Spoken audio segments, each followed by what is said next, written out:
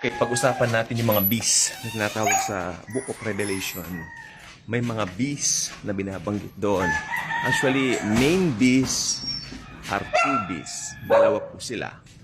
At ang mga ito po ay may significance po talaga doon sa mga main character na atin pong inaabangan na mag-i-emerge pag na-rapture na po tayo.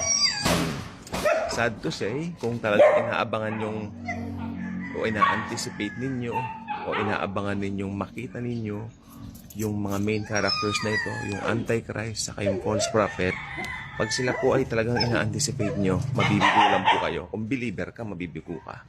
Sapagkat hindi nyo na po sila mamimit dahil ira-rapture na po tayo. Okay? Yan po ang buong katotohanan sa Bible.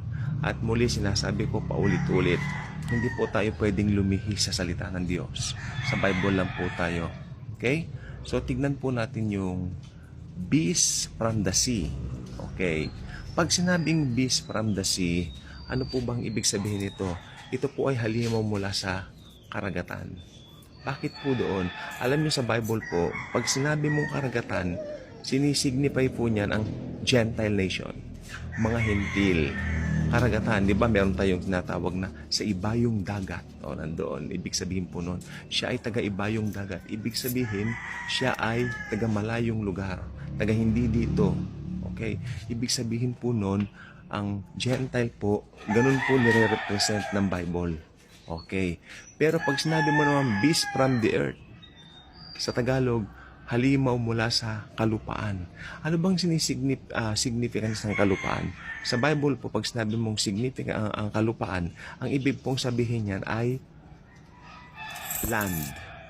Ano ba ang pinaka-land na iniingatan ng Panginoon, especially ng Old Testament? Jewish people, Jewish land, Israel. Okay? So, yung isang beast, sinabi nagmula siya sa earth. Okay? Yun po ang tinatawag nating second beast. Yung second beast po, ito po yung false prophet. Yung false prophet, magmumula po talaga yung kanyang ethnicity sa Israel. Isa po siyang Hudyo. He's a Jew. Okay? Yung ethnicity niya. Pero yung Antichrist, siyempre yung Antichrist po ang pinaka-main character dito sa darating na tribulation at great tribulation. Ano po bang ethnicity niya? Ang ethnicity po niya, since sinabi, beast from the sea, siya. Mula siya sa karagatan, umahon mula sa karagatan. Ito yung unang halimaw. Talagang, yes, ito yung talagang binigyan ni Satanas ng kapangyarihan. Ito po ay isang hentil na talagang nakalagay po sa aklat ni Daniel, magmumula po talaga sa revived Roman Empire. Okay?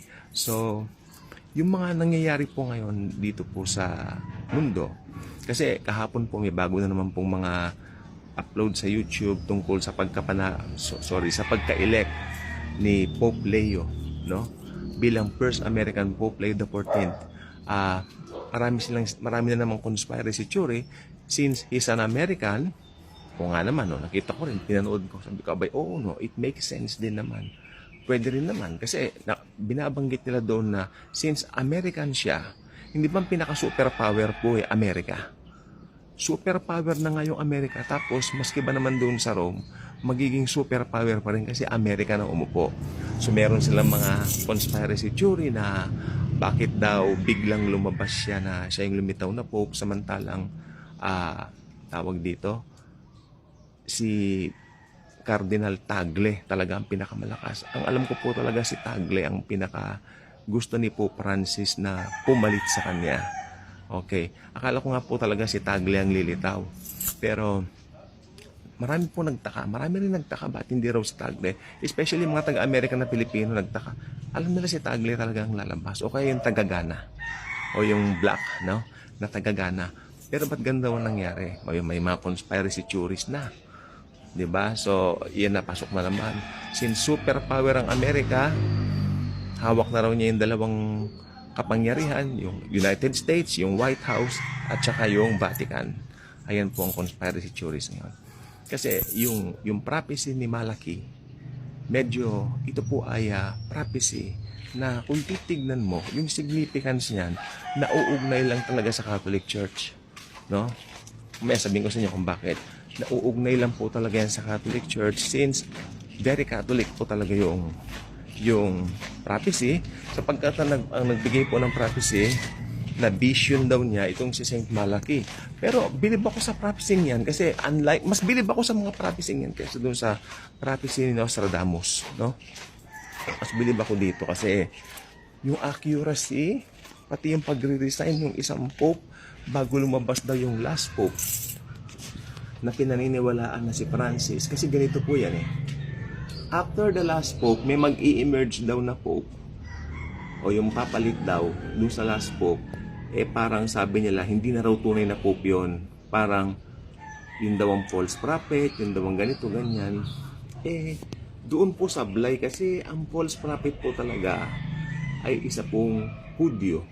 Hindi siya pwedeng maging Gentile. Hindi tatanggapin ng mga, ulit-ulitin ko, hindi tatanggapin ng mga Hudyo na hindi nila tatanggapin o hindi nila paniniwalaan. Kasi yung false prophet po, ang gagawin niya, ituturo niya yung mga tao doon sa Antichrist. Paano maniniwala ngayon yung mga Hudyo doon sa false prophet? Kung siya po ay isang Romano Katoliko. Alam nyo, meron pong hindi magandang record sa mga Jews, ang Catholic Church. Dahil po, sinisisi rin po sila dun sa Inquisition at saka roon siyempre sa Holocaust na nangyari nung 40s sa pamamula po ni Adolf Hitler. Bakit dinadamay ang mga Catholics? Sapagkat si Adolf Hitler po isang Katoliko. Ganyan po sila mag-isip. No, siyempre, alam nyo, hindi po biro yung kanilang pinagdaanan. May documentary po dito sa YouTube yun, better check it out. Tungkol sa Holocaust. Naaawa po ko, maiiyak kayo sa dinanas ng mga Hudyo. So kung meron man sila mga ganun-ganun na mga theory or mga isip nila, hindi mo rin sila masisisi dahil yung mga pinagdaanan po nila matindi, nakakaiyak, nakakadurog ng puso. Di ba? So, kaya hindi nila paniniwalaan, no, na isang Katoliko ang magkukonvince sa kanila. Okay? Para ituro doon sa Antichrist. Hindi. Kasi madali pong ma-negotiate yung third temple nila dahil doon sa false prophet din, sa tulong niya. Dahil dadalhin niya sila doon sa Antichrist.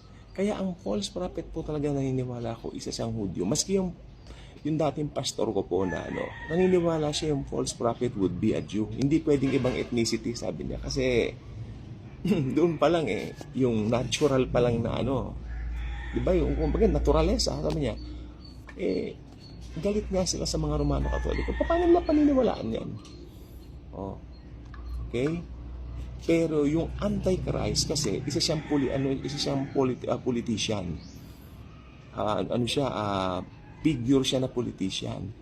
Kaya makikipag-deal sila dyan, although siya po ay isang hentil, makikipag-deal sila sa kanya dahil siya po ay politician.